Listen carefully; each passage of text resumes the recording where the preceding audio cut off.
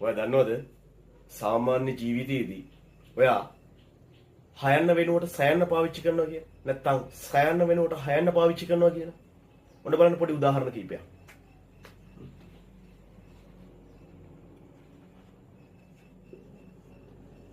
හුළඟ අපි මේ හුළඟ හයන වෙනුවට සයන්න පාවිච්චි කරලත් කියනවනේ කොහොමද? සුළඟ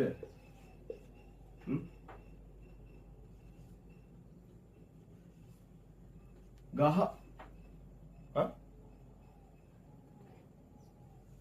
ගස ගමු මස මේ මස කියන්නේ මාසයට මහ දැන් අපිට මේ දවස්වල අහන්න පුළුවන් බක් මහ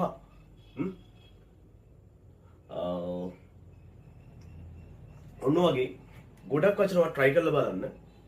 සයන්න තියෙන බොහොමයක් වචන වලට ඔයා නොදැනුවත්ව